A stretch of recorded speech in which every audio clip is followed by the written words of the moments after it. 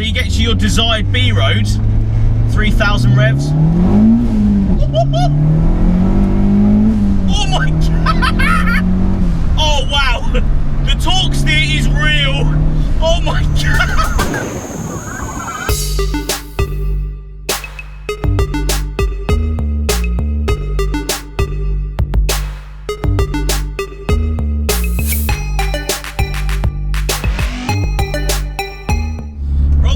So today you join me from the driver's seat of a 2002 Renault Clio 172. Now this one's a little bit different to your normal 172 though. It's running a T25 hybrid turbo on it.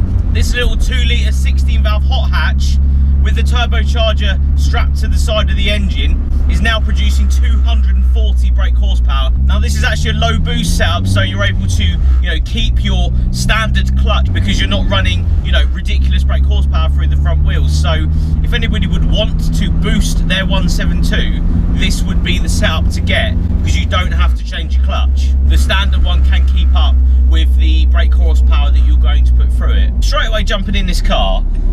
Now I know a lot of people, French and stuff, it's going to be a little bit rattly and it's going to be a little bit this, a little bit that. This car's been modified to a really high level because just driving it you can feel that everything actually is bolted together and there's no rattles, like a common French car would be. You don't get much panel rattle. The dash obviously has been taken out for the flock dash. That's not rattling either. These Corbeau seats with the Sparco harnesses, OMP suede steering wheel. It's a very nice setup for this little car. And yeah, turbo.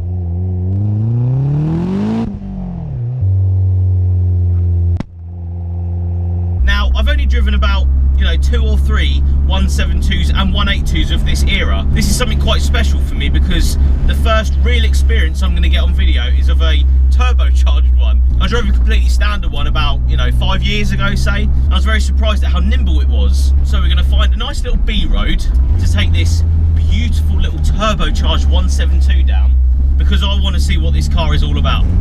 So as you bomb through your desired B road, my god, this car comes alive. Now this one has the rear seats taken out as well, bit more lightweight, race car and all that.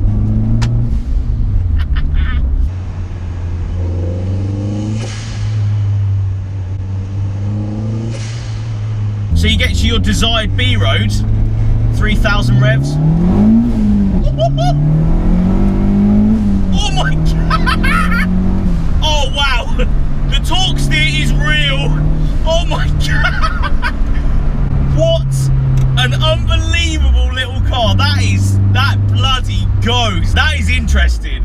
The fact that there's no real wheel spin because there's not a lot of weight to the car, which is great. Puts you in a bit of a funny predicament in your head because front wheel drive, turbocharged, small French car, you're expecting something else when you do come on boost.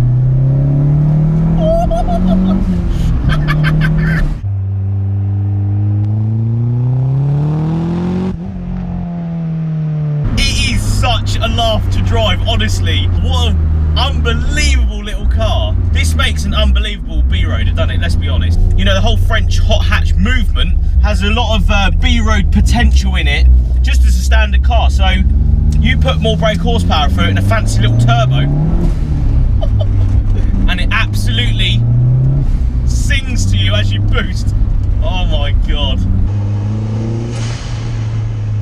It's funny, the power is quite low down in the rev, so there's no turbo lag either. So you can sort of select your desired gear, third gear, you're at 3,000, 3,500 RPM, boost straight away. Oh wow. Don't get me wrong, you have to hang on to the steering wheel a little bit because there is torque steer, but if you're willing to fight the torque steer, my god, it absolutely flies, I tell you. What an awesome, awesome little car. So I found a nice quiet little location for this. Let's have a look around this 2002 Renault Clio 172 Turbo.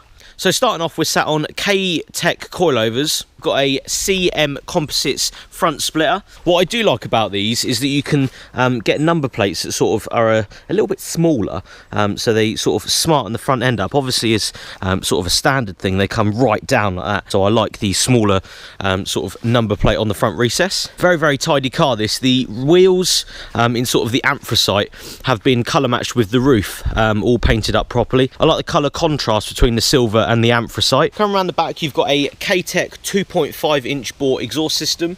Coming inside, you've got Corbeau bucket seats, very supportive and comfortable. I do like the fact that these are, you know, quite tight on me down here, but they've got enough room for your back. 4-point Sparco harnesses. You've got an OMP dished steering wheel, flock dash with boost gauges just down there.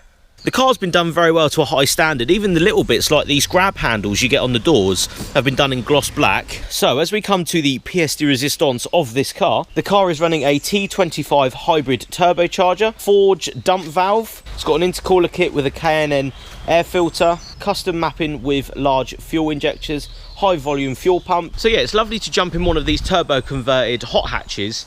Especially something of sort of this genre, being French, you know, being maybe a little bit older now as well. A lot of people are probably looking these up and thinking, you know, I could do this. I could, you know, get one of these, turbocharge it and stuff. I think this is definitely the car to go for at the moment for these sort of conversions. The 106 GTIs I think are getting very thin and far between for a good one. The 172s and the 182s are very, very easy to get hold of at the moment. The owner, Lawrence, actually had an Evo 5 before this, and he sold it for a couple of very good reasons. Now, a lot of people would probably be wondering why you would go from an Evo to a hot hatch, you know, turbocharged French car. You know, after, you know, going through a lot of problems with his Evo, he started to sort of realise how cheap these are to run, you know, buy and fix at the end of the day. The gearbox, if you were to crunch it and, you know, it fell out the bottom of the car, they're 150 quid. The tyres are 60 quid a corner. And the car's still getting around 30 mpg off boost, considering his Evo was doing around 12 to 15. And we had a good chat about it, and he was saying, you know, the amount of fun I could have in the Evo, don't get me wrong, it was there, but this is a lot more exciting to drive. You know, the feel of B-road in this, with the turbocharger, with the front wheel drive, and with how light it is and nimble, it made him want to go back to a hot hatch and see what this was all about. And he's already, you know, explained to me the fact that this is more exciting than his Evo, and that's a lot to be said for one of these little cars. In my opinion, I can totally see it. It is such an exciting car to drive. Yeah, if you're looking to get one of these, go and do it. Awesome, awesome little car. So, first gear, 3,000 revs.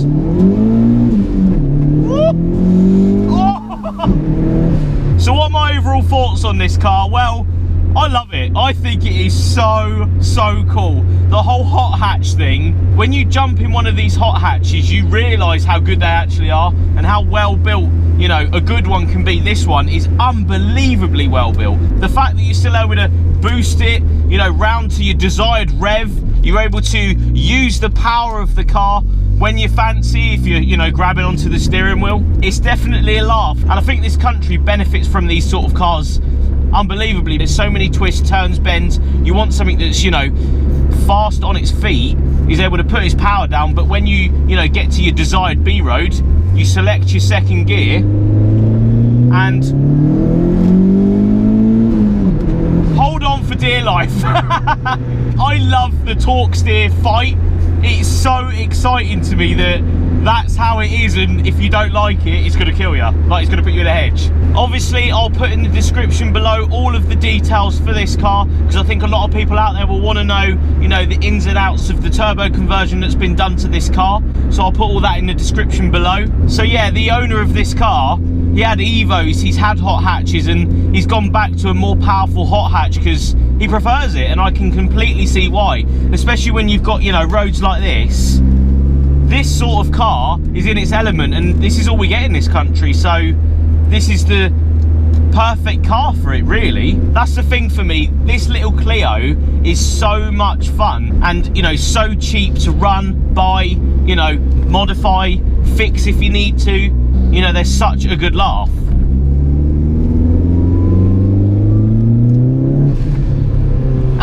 That boost.